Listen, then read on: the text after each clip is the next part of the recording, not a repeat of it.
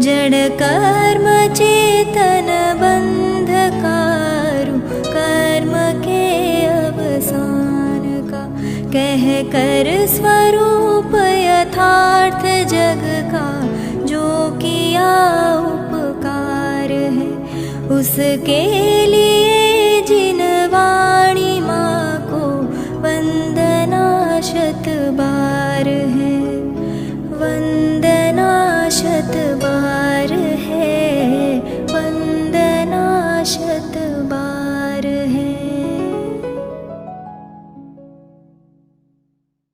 जय श्री ओम नमः सिद्धेभ्यः वंदितु सौव सिद्धे ध्रुवमचलमणोवमं गदिं पत्ते वोच्छामि समय पाउड भिन्नमो सुद केवली भणिदं नमः समय साराय स्वानुभूत्या चकासते चित्स्वभावाय भावाय सर्वभावान्तरच्छिदे अनन्तधर्मणस्तत्त्वं पश्यन्ति प्रत्यगात्मनः अनेकान्तमयी मूर्तिर्नित्यमेव प्रकाशता।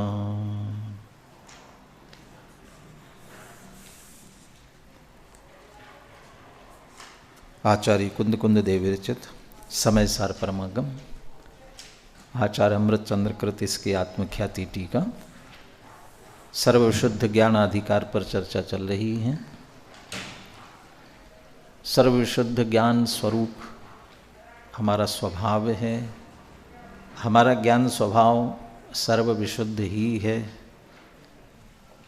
ज्ञान के साथ आनंद भी स्वभाव है।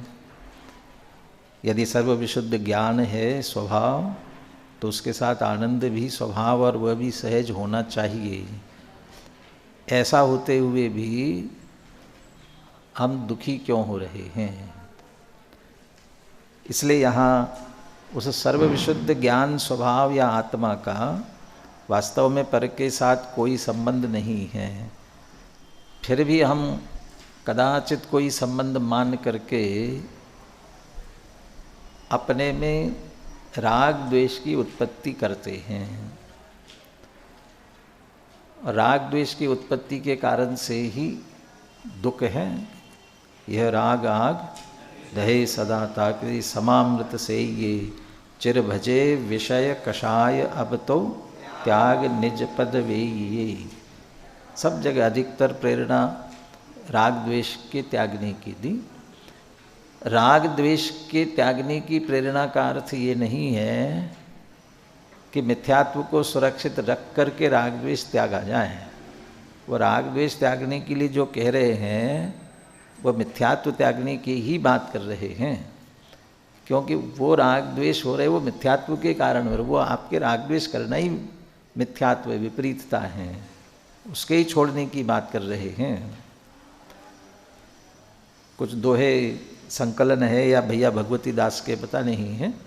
मोही बांधत कर्म को निर्मोही छूट जाए, ताते गाढ़ प्रयत्न ते निर्ममता उपजाए। काहे को भटकत फिरे सिद्ध होन के काज, राग द्वेष को त्याग दे भैया सुगम इलाज। राग द्वेष के त्याग बिन परमारथ पद नाही, कोटि कोटि जप तप करो सब ही अकारथ जाहि। राग द्वेष के त्याग बिन। अब ये प्रकरण जो ये चल रहा है कि राग द्वेष होते ही क्यों हैं, किस कारण से होते हैं। छड़ाला की जैसे अभी पंक्ति बोली थी ना, यह राग आग दहे सदा ताते समामृत से ये चिर भजे विषय कषाय। वो विषय और कषायों का जो सेवन कर रहे हो क्यों कर रहे हैं? 5 इंद्रिय के विषय वास्तव में ज्ञेय हैं, है जैसे हैं, लेकिन उन्हें हमने आनंददायक सुखदायक माना। सुखदायक माना तो जो सुख के कारण है वे वैसे विषय, और जो दुखदायक है, जिनसे बचना चाहते, वे भी विषय एक तरह से, उनको भी हमने सुख दुख का कारण माना, ये हमने उनको विषय बनाया। और कषाय माने इष्ट अनिष्ट माना। कषाय उत्पन्न होती है उसके लिए वही तो कारण दिया ना, मिथ्यात्व के कारण जब पर पदार्थ इष्ट अनिष्ट भाषित होते हैं, तो इष्ट अनिष्ट माना तो कषाय हुई। तो क्या करो, समामृत से ही ये, तो समामृत का मतलब वही तत्व, जैसा वस्तु का स्वरूप है वह उसी की बात यहाँ ये करने जा रहे हैं कि राग द्वेष की उत्पत्ति कब तक होती है और क्यों होती है। इस संदर्भ में अपन ने 366 से 371 गाथाएं देख ली थी, तो पुनः गाथाएं पूरा पाठ करेंगे तो समय लगेगा। अपन पद्यानुवाद का पाठ करते हैं। तो इसके उत्थानिका रूप जो कलश दिया है, कौन सा कलश है, 217वें कलश का पद्यानुवाद, और 266 से 371 तक के गाथाओं का पद्यानुवाद पढ़ करके भाव ख्याल में लेते हैं। फिर इसकी टीका पर अपने को चर्चा करनी है। बोलिए, कहे माइक किसी के पास? जब तक राग द्वेष होते हैं, जब तक भाई ज्ञान के का भेद ज्ञान में उदित नहीं हो, ज्ञान के का भेद समझ कर राग द्वेष को मेट पूर्णता पूर्ण ज्ञान में तुम हो जाओ। ज्ञान दर्शन चेतना किंचित अचेतन विषय में, इसलिए यह आत्मा क्या कर सके उस विषय में।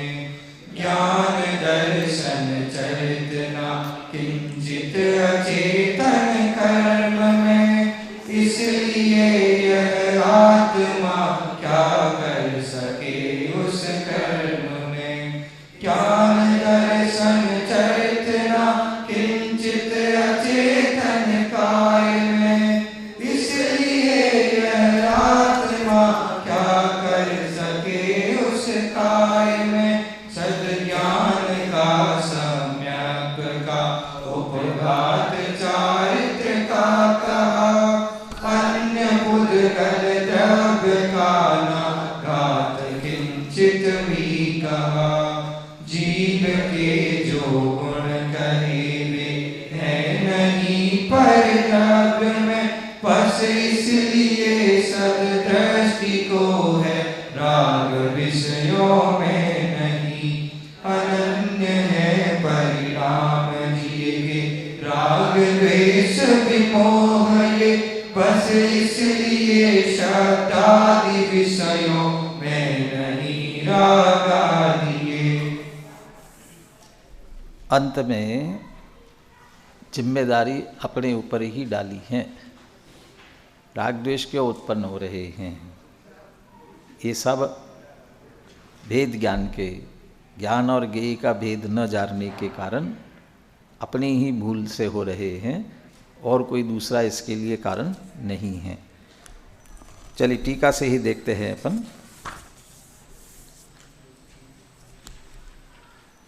गाथाओं में ज्ञान दर्शन चारित्र, एक तरफ आत्मा के इन गुणों को, आत्मा के स्वभाव को, जीव द्रव्य को एक तरफ, और दूसरी तरफ विषय, कर्म और काया, ये तीन अलग अलग लिए। टीका में विषय हो, चाहे कर्म हो, चाहे चेतन काया हो, इन सब को मिला करके एक सीधा पुद्गल द्रव्य कर दिया। सब पुद्गल के हैं, पुद्गल रूप हैं, इसलिए उनको एक साथ पुद्गल लेते हुए एक साथ ही बात यहाँ घटित करते हुए चल रहे हैं। और अभी गाथाओं में ये कहा कि ये आत्मा के ये गुण इनमें नहीं हैं, तो इनका क्या करेंगे। पीछे भी बात आई थी, जब उनमें संक्रमण करे, उनमें जावे, उनरूप हो, तब तो उसमें कुछ कर सकेंगे। अब उनरूप होते ही नहीं है, उन जाते नहीं है, तो उनमें क्या कर सकेंगे। तो परद्रव्य में जाते नहीं तो उनका क्या घात करेंगे। इस तरफ से उसकी बात की गई है, ऐसे उधर से वे भी हमारे में नहीं आते हैं, तो हमारा वो क्या करेंगे। इसलिए दोनों तरफ से किसी का भी कुछ करना संभव नहीं है। फिर भी हम इनमें कुछ इष्ट अनिष्टपना मान करके, अच्छा बुरापना मान करके अपने में ही राग द्वेष उत्पन्न करते हैं और जिसके कारण वास्तव में दुखी होते हैं।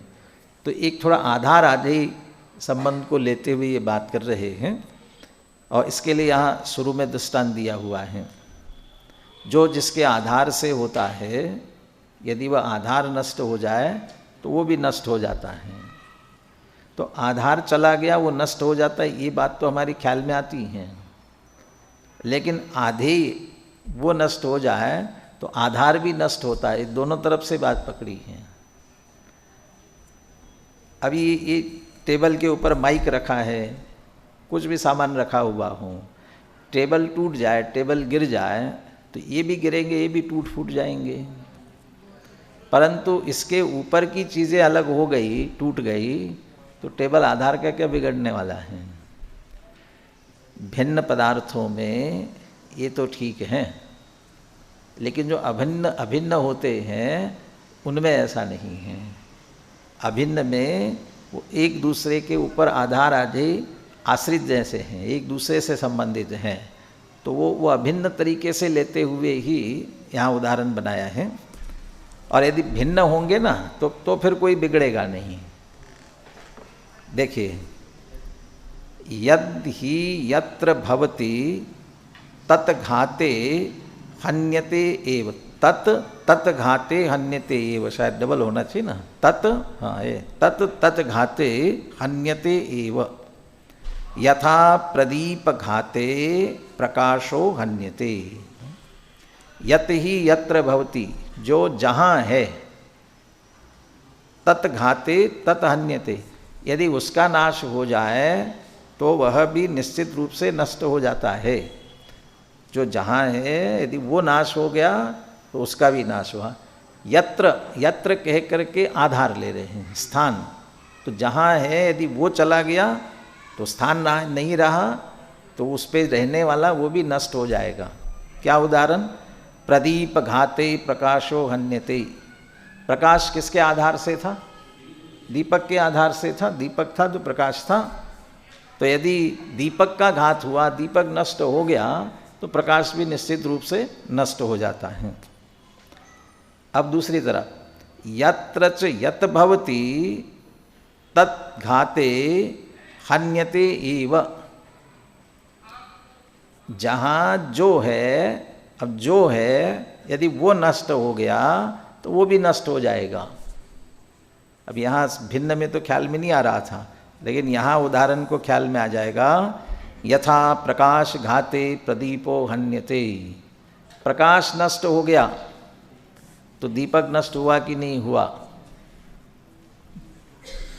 यहाँ तो कह रहे हन्यते, दीपक भी नष्ट हुआ। क्योंकि हम दीपक समझते हैं, अब तो मिट्टी वाला ही हो तो मिट्टी के उसको हम दीपक समझते हैं, वो दीपक नहीं है। असली दीपक तो होता है जो प्रकाशित करता हो। जब वो जल रहा है तब वो दीपक है, प्रकाश करे वो दीपक। जब वो प्रकाश नष्ट हो गया तो उसको दीपक थोड़ी कहेंगे, वो तो मिट्टी का सकोरा है बस अकेला। इसलिए कह रहे हैं कि प्रकाश करे उसका नाम दीपक, और प्रकाश दीपक से हो रहा था।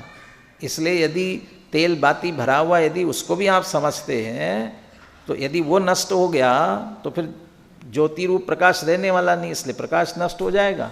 और प्रकाश नष्ट हो गया, प्रकाश करने वाले कोई दीपक कहते हैं, इसलिए प्रकाश नष्ट होने पर दीपक भी नष्ट होगा। ऐसा आधार आदि जिनमें है वो एक दूसरे पे आश्रित होंगे, और एक के नष्ट होने पर दूसरा नष्ट हो जाता है। परंतु अब दूसरी तरफ ये जो ऐसा कहने पर ये कहना चाहते हैं, इसका मतलब ये वही है, दीपक और प्रकाश एक है, अभेद अभिन्न है, इसलिए इनके एक दूसरे के नाश होने पर दूसरे का नाश हो रहा है। यत्तु यत्र न भवति तत् घाते न हन्यते, तत् घाते न हन्यते। जो जहाँ पर न हो उसके नाश होने पर वो नष्ट नहीं होता। स्थान यदि नष्ट हुआ और यदि वो नहीं है तो स्थान नष्ट हो जाने दो, यदि उसके आधार से नहीं है तो उसका कोई फर्क पड़ने वाला नहीं है। क्या उदाहरण देते हैं? यथा घट घाते घट प्रदीपो न हन्यते। अब ये जो सब पुराने ज़माने की बातें होती है ना, तो दीपक है और दीपक अभी बराबर जलता रहे, हवा के उससे बुझे नहीं, इसलिए दीपक को एक घड़े के अंदर रखा। तो दीपक और जिस घड़े में रखा जाता है उसको कहा घट प्रदीप। जिस घड़े में दीपक रखा जाता हो उसका नाम घट प्रदीप। अब ये कहते हैं घड़ा, जो जिस घड़े में दीपक रखा हुआ था ना, वो घड़े का नाश हुआ, घड़ा फूट गया। तो घड़ा फूट गया तो दीपक नष्ट होगा क्या? तो है तो उसमें दीपक घड़े में है, आधार है, लेकिन वह आधार रूप घड़े के नाश होने पर उसमें रखा हुआ दीपक नष्ट नहीं होता। इसका अर्थ घड़ा अलग है और दीपक अलग है। प्रकाश के नष्ट होने पर दीपक, प्रदीप के नष्ट होने पर, दीपक के नष्ट होने पर प्रकाश भी नष्ट हुआ। इसका अर्थ दोनों एक हैं, ये कहना चाहते हैं। और यहाँ घड़े में दीपक रखा गया है, घड़ा फूट गया तो दीपक फूट गया क्या? दीपक तो सुरक्षित रहता है। इसका मतलब दोनों एक नहीं है। अब दूसरी तरफ पलट करके भी कहते हैं यत्र च यन न भवति तत् घाते न हन्यते यथा घट प्रदीप घाते घटो न हन्यते।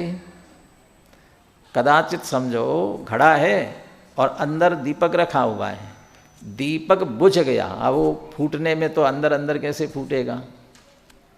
दीपक बुझ गया, तो दीपक बुझ गया इसका मतलब प्रकाश, दीपक खत्म हो गया, दीपक नहीं अब हुआ। तो दीपक नष्ट हुआ तो क्या घड़ा भी नष्ट हो जाएगा? मान लो बहुत गर्म होने के कारण से यार कैसे भी वो दीपक, आप जिसको दीपक समझ रहे हैं, वो भी फूटा और बुझ गया, बुझा भी और फूट भी गया। तो उसके फूटने से, उसके नष्ट होने से जिस घड़े में रखा था उसका आधार वो नष्ट होता है क्या? नहीं होता, क्योंकि यद न भवती, क्योंकि दोनों अलग अलग हैं। इसलिए एक के नष्ट होने पर दूसरा नष्ट नहीं होता। तो ये दीपक और प्रकाश और दीपक और घट दीपक, घट प्रदीप, इनके उदाहरण के माध्यम से ये कहने का प्रयास किया। दीपक और प्रकाश में दोनों एक ही है। जो दीपक है सो प्रकाश है, प्रकाश है सो दीपक है। इसलिए एक के नष्ट होने पर दूसरा नष्ट होता है। लेकिन घट प्रदीप और प्रदीप ये दोनों एक नहीं है, दो अलग अलग है। इसलिए एक के नाश होने का दूसरे पर कोई फर्क नहीं पड़ता। क्या उदाहरण से ख्याल में आया होगा? गाथाएं अपन पढ़ चुके हैं। जो गाथाओं में कहा था दर्शन ज्ञान चारित्र ये अचेतन विषयों में नहीं है, काय में नहीं है, कर्म में नहीं है। अभी आधार आधे नहीं है ना, इसलिए एक के घात होने पर दूसरे का कुछ नहीं बिगड़ने वाला है। दूसरे का घात होने पर एक का, पहले वाले का कोई बिगड़ने वाला नहीं है, कि दोनों भिन्न भिन्न है। तो दोनों भिन्न भिन्न है, दोनों को भिन्न भिन्न जानो, इसलिए उनसे प्रभावित मत हो। अपने दर्शन ज्ञान चारित्र, अपने दर्शन ज्ञान चारित्र स्वीकार करो। ज्ञान ज्ञान रूप हो, गेय गेय पर पदार्थ से गेय रूप हो जाए तो कहीं राग द्वेष करने की बात ही नहीं है। और उसके बिगड़ने पर हम यहाँ बिगड़ते हैं, बिगड़ा वो और बिगड़ते हम हैं। मैं उदाहरण देता हूँ ना, जैसे रास्ते से जा रहे हैं, बरसात के दिन है, कीचड़ हो गया है और तेज़ी से कोई गाड़ी बगल से निकल गई। तो गाड़ी बगल से निकलने पर कीचड़ उछला और उछल करके अपने ऊपर आया। तो क्या किया उसने? आपको क्या कर दिया उसने? गंदा कर दिया ना। किसको गंदा किया उसने? आपको गंदा किया। आप कौन? ये कपड़े गंदे हुए हैं, वो आप हो। और कहाँ तक कीचड़ गया? शरीर तक गया, उसको गंदा किया, वो आप हो? नहीं। और वो आप कौन हो? अंदर जो आत्मा है वो हो ना। उस आत्मा को उसने गंदा किया क्या? नहीं किया ना। अब उसको गंदा किसने किया? गंदा हुआ कि नहीं हुआ वो? नहीं, वो कहाँ गंदा हुआ। लेकिन जैसे ही वो कपड़ों पर और शरीर पर आया, उछल गया, वैसे ही आपको क्रोध आया, आप उसे गाली बकने लगे अब ये जो क्रोधित हो करके अपन ने अपनी आत्मा को मलिन किया, ये किसने किया? उसने, वो नहीं कर सकता है। वो शरीर तक तो आ सकता है लेकिन अंदर नहीं। अंदर हमने किया, ये हमने उसको क्या करना था जान लेते हैं। क्या हुआ कि चढ़ाया, शरीर को मैला कर गया, ये जान लेते तो कोई दिक्कत नहीं थी। मेरा घात हुआ ऐसा जो अपन ने माना, इस अज्ञान के कारण से स्वयं अपन ने किया, तो वो हमको घात नहीं सकता है। अच्छा, अब हम क्या करेंगे? जा कर के देखता हूँ मैं उसको, तो क्या करोगे उसे? मैं उसका घात करूँगा, तो उसका घात कर सकते हो? क्या बिगाड़ोगे उसका? तो ये उधर भी घात नहीं कर सकते ना। तो आत्मा उसका नहीं कर सकता है, वे आत्मा का नहीं कर सकते हैं, इसलिए उसको वो रहने दो, अपन अपने में रहे, तो ये झंझट खत्म हो जाती है। इसके लिए ये कहना चाहते हैं। अब सिद्धांत पर घटित करते हैं। अथ आत्मनो धर्मा दर्शन ज्ञान चारित्राणी। आत्मा के धर्म कौन कौन से? दर्शन, ज्ञान, चारित्र इत्यादि जो आत्मा के धर्म है, ये सभी पुद्गल द्रव्य घाते अपि न हन्यन्ते। पुद्गल द्रव्य का घात हो जाए। अब वो पुद्गल द्रव्य के घात से तीनों ले लेना, विषय और कर्म और दर्शन ज्ञान चारित्र का घात नहीं होता। विषयों के घात होने पर दर्शन ज्ञान, पुद्गल द्रव्य के घात होने पर दर्शन ज्ञान चारित्र का घात नहीं होता। न च दर्शन ज्ञान चारित्राणाम घाते अपि पुद्गल द्रव्यम हन्यते। और इधर दर्शन ज्ञान चारित्र का घात होता रहे तो पुद्गल द्रव्य का कुछ नहीं बिगड़ता है। माने उनमें कुछ हो जाए तो इधर जीव में कुछ नहीं होता।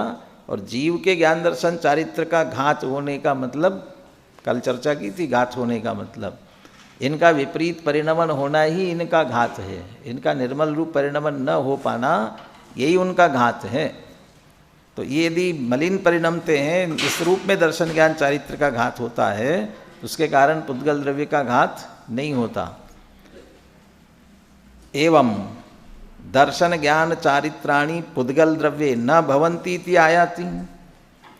तो वो जैसे ऊपर उदाहरण भी दिया था ना, दीपक नष्ट होने पर घड़ा नष्ट नहीं होता, घड़े के नष्ट होने पर दीपक नष्ट नहीं होता।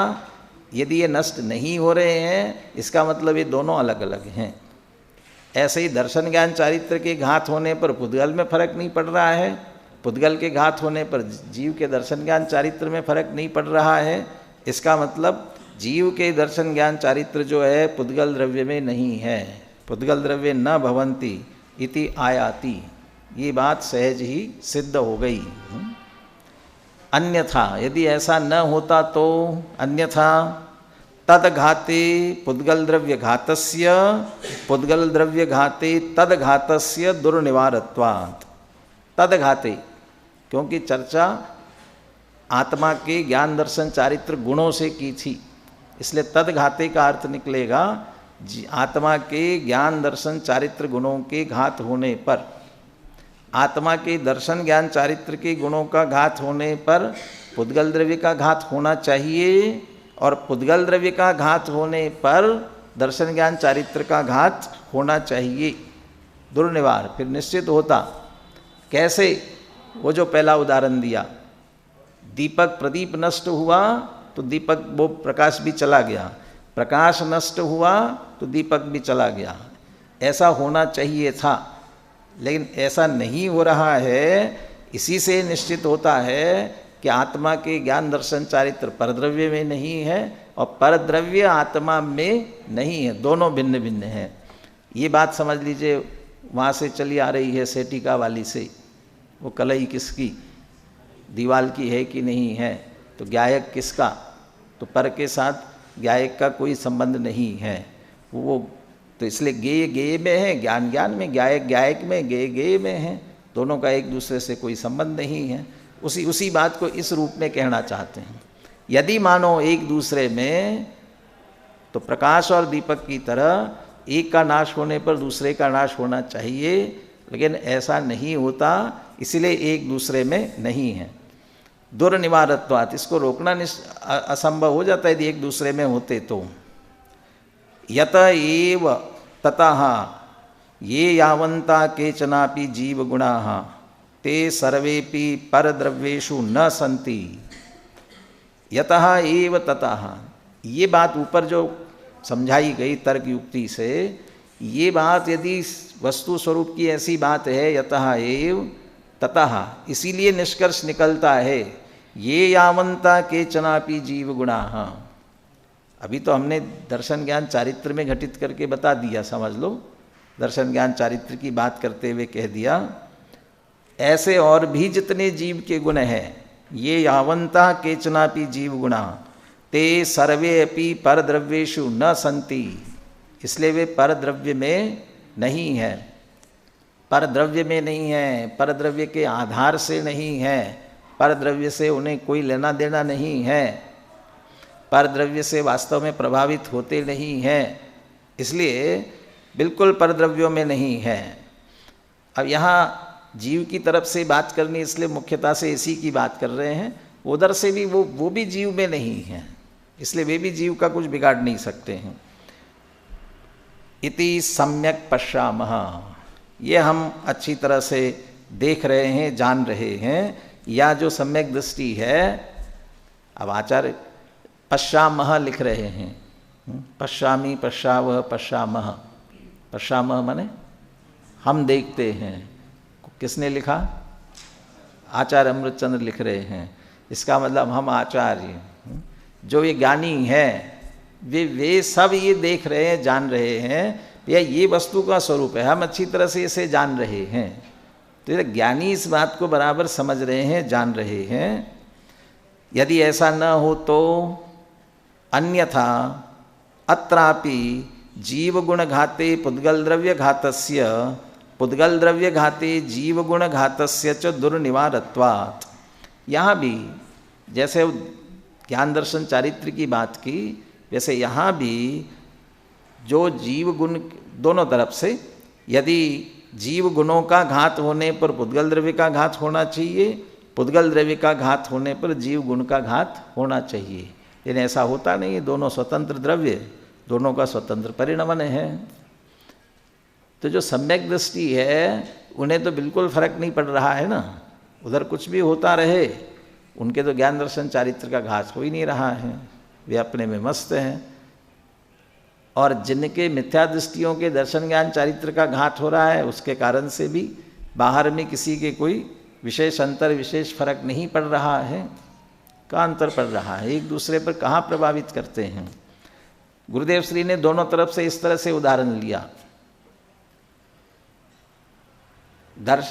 इन शरीर बाहर के घात होने पर जीव के गुणों का घात नहीं है, जीव के गुणों का घात होने पर इनका कोई घात नहीं है। शरीर जीर्ण शीर्ण हो जाए, शरीर में रोग आ जाए, कल मैंने उपसर्ग के उदाहरण दिए ना, ऐसे शालिनी खा रही है, इस तरह से शरीर नष्ट हो रहा हो, ये कुछ भी, ये शरीर में कुछ भी हो रहा हो तो भी ज्ञान दर्शन चारित्र में कोई अंतर नहीं पड़ता है। पांडवों के शरीर पर तपते हुए आभूषण पहना दिए गए तो शरीर जल रहा होगा, और यदि दर्शन ज्ञान चारित्र का घात होता तो फिर उनमें से 3 पांडव मुक्ति कैसे जाते। तो घात नहीं हो रहा था, बल्कि दर्शन ज्ञान चारित्र और पूर्णता से व्यक्त होते जा रहे थे। तो इधर देह का तो घात हो रहा है, काया में पुद्गल द्रव्य का तो घात हो रहा है, लेकिन उससे दर्शन ज्ञान चारित्र का कोई घात नहीं हुआ। और दूसरी तरफ का उदाहरण दिया, जो मिथ्या दृष्टि अज्ञानी बहुत व्रत उपवास करते हैं, शरीर की क्रिया बहुत सावधानी से पालन करते हैं, तो वो सारी क्रियाएं, बहुत बाहर की क्रियाएं सावधानी से करते हुए पुद्गल द्रव्य को सुरक्षित किया। बाहर का समझ लो, अब अष्टद्रव्य से पूजा कर रहे हैं, तो अष्टद्रव्य से पूजा करते समय बाहर का द्रव्य आलंबन रूप वो भी बहुत बिल्कुल शुद्ध, उसमें कोई दोष नहीं लगा रहे हैं। हम अपने में भी शुद्ध वस्त्र पहन करके यहाँ भी कोई दोष नहीं लगा रहे, हर क्रिया जो करनी है बराबर करते जा रहे हैं, यहाँ कोई घात नहीं किया। लेकिन ये क्रिया मैं करता हूँ, इससे मुझे सुख की प्राप्ति होगी, इससे मेरे कर्म, वो विपरीत मान्यता जितनी हम मान रहे हैं उसके कारण हम जो हमारे दर्शन ज्ञान चारित्रता का घात हो रहा है, माने उसका घात नहीं होने पर भी इसका हो रहा है, और इधर दर्शन ज्ञान उनका घात नहीं होने पर नहीं हो रहा है समझ लो उल्टा, और उधर यदि शरीर नष्ट हो रहा है तो दर्शन ज्ञान चारित्र में कोई फर्क नहीं पड़ रहा है। इसलिए कह रहे हैं कि हमारे गुण उनमें नहीं है परद्रव्यों में, और परद्रव्य अपने में नहीं है, दोनों एक दूसरे में कोई भी बिगाड़ने वाले नहीं हैं। ये वस्तु स्थिति है। तो फिर प्रश्न करते हैं, यद्देवं तरहि कुतः सम्यक दृष्टेर भवति रागो विषयेषु। यदि ऐसा है तो फिर सम्यक दृष्टि को विषयों में राग क्यों होता है? यद्देवं तर्हि कुतः सम्यक दृष्टे भवति रागो विषयेषु। तो ये सम्यक दृष्टि को विषयों में राग क्यों होता है? बताओ क्यों होता है? क्या उत्तर होगा? समय सार है, क्या उत्तर होगा? हाँ? न कुतः अपि। अभी हमने ये वाक्य पढ़ा तो हमें तो ये लगा कि ऐसा पूछ रहे हैं सम्यक दृष्टि को राग क्यों होता है। फिर तो ऐसा लगेगा कि हाँ भाई उत्तर तो आएगा क्यों हो रहा है, राग बताएंगे। उत्तर तो ये दे रहे हैं कि न कुतः अपि, कि सम्यक दृष्टि को राग होता ही नहीं है। क्यों नहीं होता है? वो सम्यक पश्यामः, ऊपर लिखा था ना, न केचनापि जीव गुणा ते सर्वेपि परद्रव्येषु न सन्ति। वो परद्रव्य में नहीं है, वो परद्रव्य में नहीं तो हमारा क्या बिगाड़ने वाला है। वो अंतिम जो गाथा थी ना, वो शब्दों के संदर्भ में, एतेन कारणेन तु नवी एदेन कारणे सद्दादिषु नत्थि रागादि। शब्दादि में रागादि नहीं है। वो रागादि यदि विपरीतता पड़ी तो अपने में पड़ी। न कुतः अपि, अरे कहीं नहीं है सम्यक दृष्टि में रागादिक। तो सम्यक दृष्टि में रागादिक नहीं है।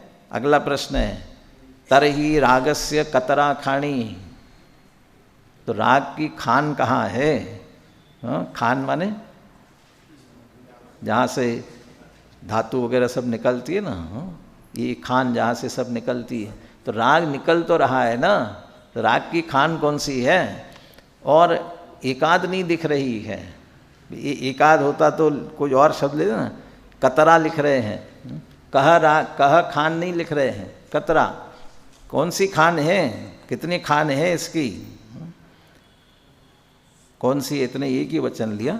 तरहि रागस्य कतरा खानी। राग की खान क्या है? कहाँ से उत्पन्न हो रहा है? सोचो कहाँ से हो रहा है?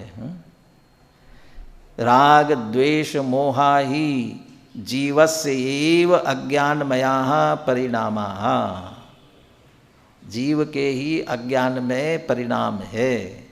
कौन सी खान है? अच्छा पहले अगला वाक्य भी पढ़ते हैं।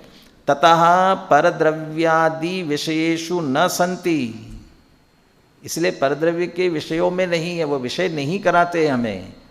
परद्रव्यों में होते तो वे हमको कराते, लेकिन उनमें नहीं ना, हमारा कोई संबंध नहीं है उनमें, क्योंकि उनके घात से उनके होने से कोई फर्क नहीं पड़ता, इसलिए उनमें नहीं है।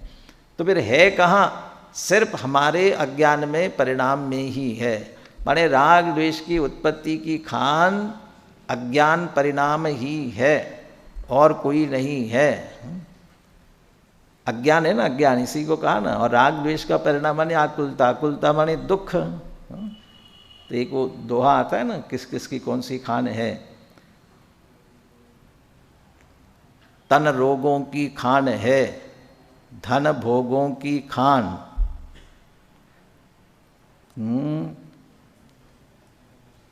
ज्ञान सुखों की खान है, दुख खान अज्ञान। तन भोगों की खान है, तन रोगों की खान है, धन भोगों की खान, ज्ञान सुखों की खान है, दुख खान अज्ञान। दुख रागादि आकुलता होने वाले, उसकी खान कहाँ है? अज्ञान है, पर एकमात्र अज्ञान में। और अगला वाक्य क्या लिख रहे देखिए, परद्रव्य के विषयों में रागादिक नहीं है। परद्रव्य तो कोई ऐसे होते नहीं हैं।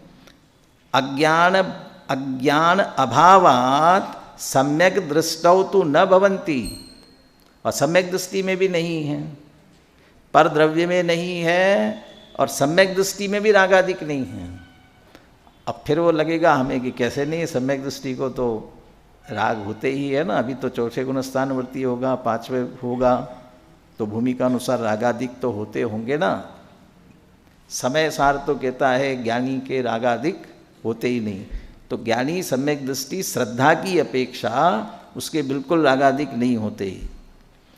समय सार में न ज्ञानी को आश्रय होता है, न ज्ञानी को बंध होता है, न ज्ञानी के रागादिक होते हैं। और ये इसकी चर्चा करते हुए भी कहा ऐसा कैसे, जो हो रहा है उसको देखते हुए भी आप ऐसा कैसा कह रहे हैं। ये दृष्टि का जोर दिखाने, दृष्टि का जोर, श्रद्धान का बल, और श्रद्धा जिस शुद्धात्मा का लक्ष्य कर रही है इसकी महिमा बताने के लिए ये कहते हैं। तो श्रद्धान की अपेक्षा उसकी दृष्टि में तो है ही नहीं ना, इसलिए कह रहे हैं कि सम्यक दृष्टि के नहीं है, क्योंकि यथार्थ वस्तु स्वरूप को देख रहा है, जान रहा है। अज्ञान में हो रहा है, अज्ञान है नहीं, उसका ज्ञानी है, इसलिए उसे नहीं है। अब पर द्रव्यों में नहीं है, तो फिर कहाँ है, कहाँ से आए, कहाँ से हुए ये। इसलिए कहा कि राग द्वेष मोहाई जीवस्सेव अज्ञानमया परिणाम। कतरा खानी वो अज्ञान ही, वो हमारी विपरीत मान्यता ही उसकी खान है। एवं ते विषयेषु असंतः सम्यक दृष्टे न भवन्तः न भवन्ति एव। अब तो एक और तथ्य निकाल रहे हैं, अंतिम तथ्य में तो क्या कह रहे हैं, विषय में पर द्रव्यों में तो है नहीं राग द्वेष, और सम्यक दृष्टि में होते नहीं हैं। तो इसका अर्थ क्या, न भवन्ति एव, वे तो होते ही नहीं हैं।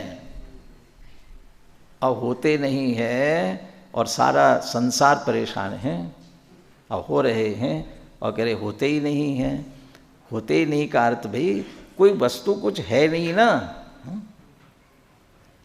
अब वो ठंड होती है ना, तो ठंड के संबंध में ऐसा कहते हैं, भय का भूत और ठंड का जाड़ा, जो जो जूझो त्यों त्यों ठाड़ा।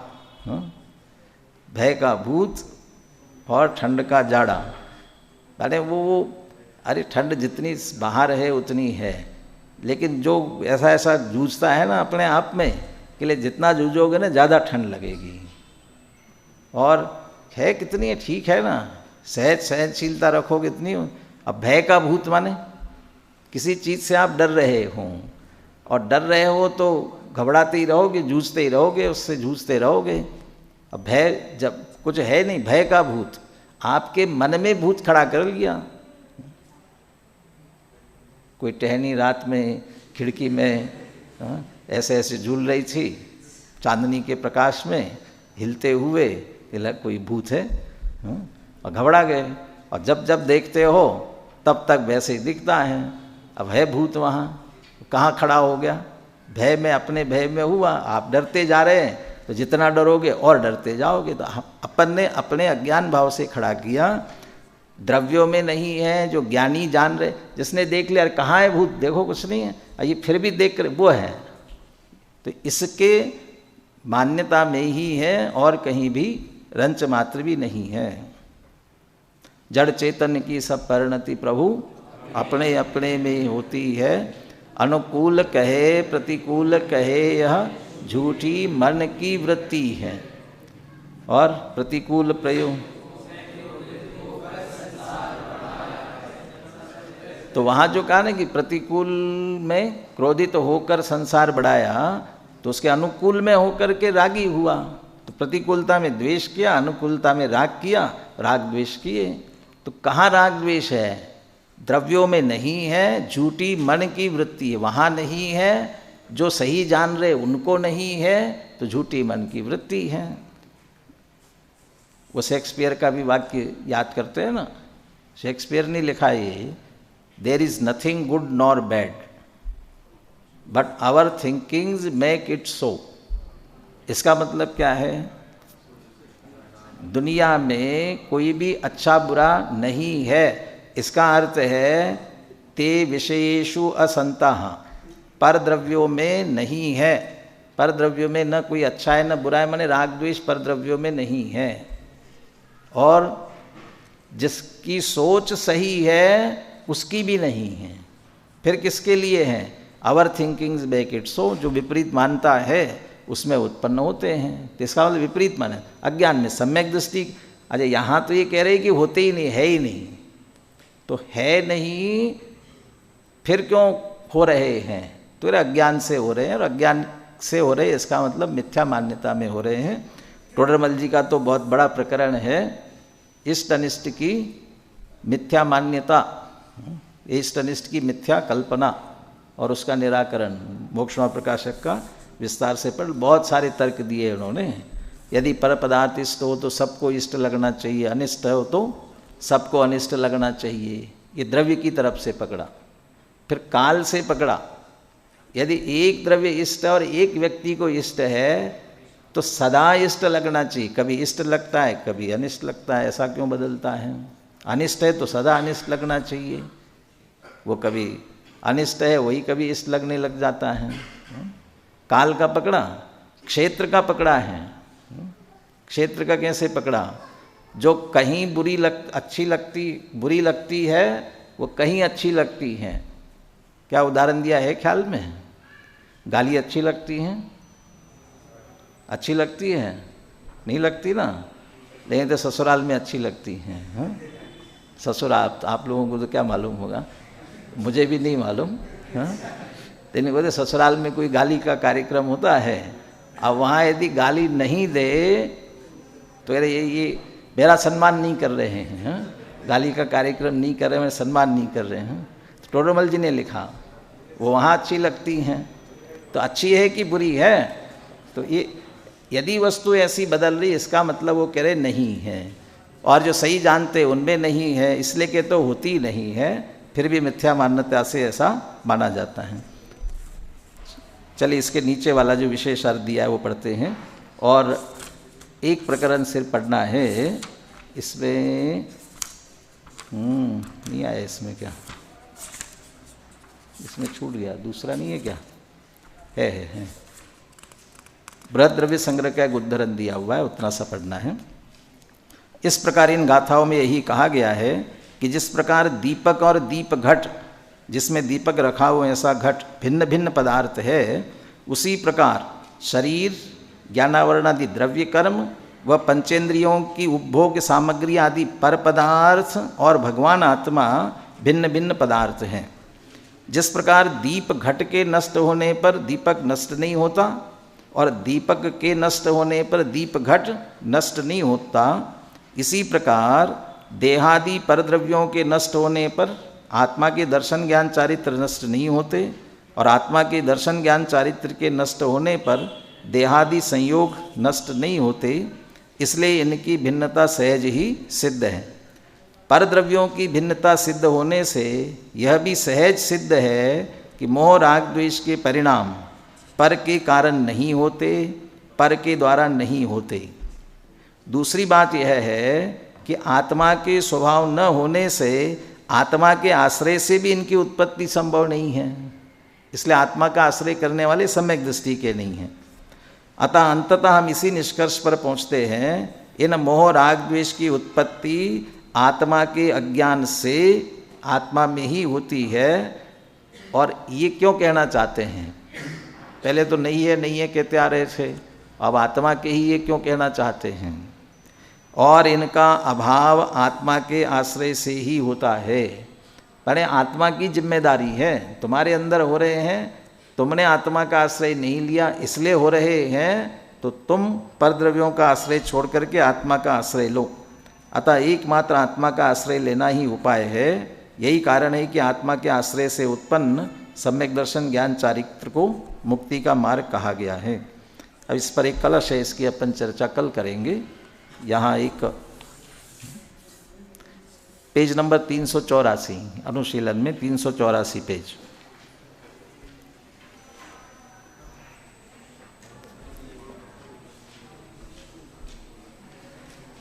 अत्राह शिष्यः राग द्वेषादयाः किम कर्मजनिताः किम जीवजनिताः इति। ये राग द्वेष के परिणाम है, ये कर्म जनित है कि जीव जनित है? किसके हैं? परद्रव्य में होते हैं कि जीव में होते हैं? कहाँ है? तत्र उत्तरम स्त्री पुरुष संयोग उत्पन्न पुत्र इव सुधा हरिद्रा संयोग उत्पन्न वर्ण विशेष इव उभय संयोग जनिता इति। ये थोड़ा दूसरी तरह का उत्तर है। जैसे स्त्री पुरुष के संयोग से पुत्र उत्पन्न होता है, और दूसरा सुधा हरिद्रा संयोग उत्पन्न वर्ण विशेष। सुधा माने चूना और हरिद्रा माने हल्दी। चूना और हल्दी मिलाने से कुमकुम बनता है, लाल रंग बनता है। तो ये जो लाल कुमकुम बनी है वो किसकी उत्पत्ति है? कहते हैं संयोग जनिता। ऐसे राग द्वेष किसकी? जीव की कि कर्म की? कि संयोग जनित, दोनों के निमित्त से हुई, दोनों के कारण से हुई अवस्था है। तो आपने दोनों पे डाल दिया। अब कहते हैं आप दोनों पे डाल दिया है, नए से बताओ तो कुछ बात समझ में आए। पश्चात नए विवक्षा वशेन विवक्षित एक देश शुद्ध निश्चयन कर्म जनिता भन्यन्ते। नए विवक्षा से देखा जाए, जैसे वहाँ स्त्री पुरुष की बात की जाए ना, तो स्त्री पुरुष में से वो पुत्र किसका? स्त्री का कि पुरुष का?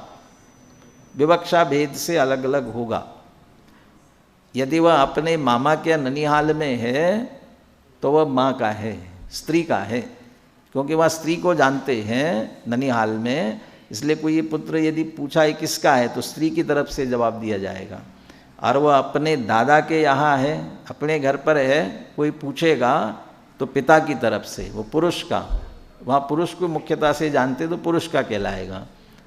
लेकिन होता कैसे है? दोनों के। फिर भी विवक्षावश से एक एक का कहा जाता है। ऐसे ही शुद्ध निश्चयने से कर्म जनिता। शुद्ध निश्चयने से कर्म के क्यों? क्योंकि कर्म का मान करके उससे भिन्न होगे तो यहाँ निर्मलता प्रकट होगी, इसलिए शुद्ध निश्चय से कर्म के, और अशुद्ध निश्चय न जीव जनिता। और जीव को देखोगे तो जीव की विकारी परिणाम है, इसलिए अशुद्ध निश्चय से जीव के कहे जाते हैं। सच अशुद्ध निश्चय, शुद्ध निश्चय ने अपेक्षा व्यवहार एव। और शुद्ध निश्चय को शुद्ध निश्चय की अपेक्षा व्यवहार कहते हैं। तो हम ऐसा कह सकते हैं रागादि निश्चय से कर्म के हैं और व्यवहार से जीव के हैं। तो निश्चय से कर्म के माने वास्तव में कर्म के हैं, जीव के स्वभाव नहीं है, इसलिए कर्म में डाल करके कहते हैं, तो उधर निश्चय से जोड़ते हैं। अब कहते हैं अथमतम साक्षात शुद्ध निश्चय न कस्य इति पृच्छामो वयम। आप तो बदलते हो, अशुद्ध से इसके, शुद्ध से इससे। हम तो जो अंतिम नहीं बदलने वाला है ना, परम शुद्ध निश्चय न, वो उससे पूछते हैं। यदि उसकी अपेक्षा से पूछा जाए तो किसके हैं? साक्षात शुद्ध निश्चय न स्त्री पुरुष संयोग रहित पुत्र से इव सुधा हरिद्रा संयोग रहित रंग विशेष से इव तेषाम उत्पत्तिरेव नास्ति कथम उत्तरम प्रयच्छामा इति। यदि उस दृष्टि से देखा जाए तो दो द्रव्य भिन्न भिन्न नहीं, परम शुद्ध निश्चय से देखा जाए तो प्रत्येक वस्तु को भिन्न भिन्न ही देखता है, तो उसकी अपेक्षा भिन्न भिन्न है, संयोग ही नहीं है। तो संयोग नहीं है इसलिए उत्पन्न ही नहीं हुआ। हल्दी अलग दिखती है, चूना अलग दिखता है, तो कुमकुम बना ही नहीं है, तो क्या उत्तर दे? नास्ति कथम उत्तरम प्रयच्छामा, हम किसका कहे? तो उसमें वो संयोग दिखता ही नहीं है, इसलिए कहते वो है ही नहीं। ऐसा ही यहाँ कहना चाहते हैं। सम्यक दृष्टि को न रागादि परद्रव्य में दिखाई देते हैं, न आत्मा में दिखाई देते हैं, क्योंकि वस्तु दोनों को वस्तु स्वरूप से देख रहा है। यहाँ देखने का अर्थ ये है पर द्रव्यों में नहीं है और आत्मा में नहीं है। पर द्रव्य ज्ञेय है, आत्मा ज्ञान है। तो प्रारंभ चर्चा यहाँ से की थी, ज्ञानम ज्ञानम भवतु बोध्यम बोध्यताम यातुम। ज्ञान ज्ञान रूप और ज्ञेय ज्ञेय रूप हो। तो सम्यक दृष्टि ऐसा जानते मानते हैं, इसलिए उन्हें कहीं नहीं दिखते हैं। वस्तु स्वरूप से देखते हैं, उन्हें दिखाई नहीं देता। और अज्ञान भाव से देखते हैं तो रागादि उत्पन्न होते हैं। इसलिए मात्र जीव के अज्ञान भाव में ही रागादि है और कहीं भी रागादिक नहीं है। तो रागादि छोड़ने का उपाय क्या है? अज्ञान भाव छोड़ना ही वास्तव में इसका उपाय है।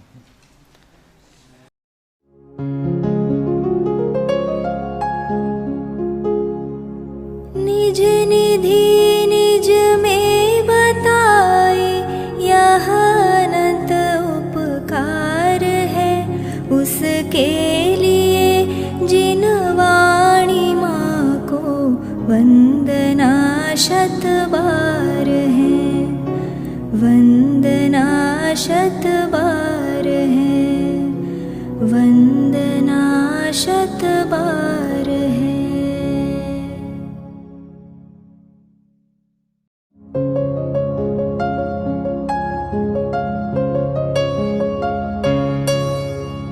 हे जिनवाणी भारती तो ही जपो दिन रैन, जो तेरी शरणा गहे सो पावे सुख चैन।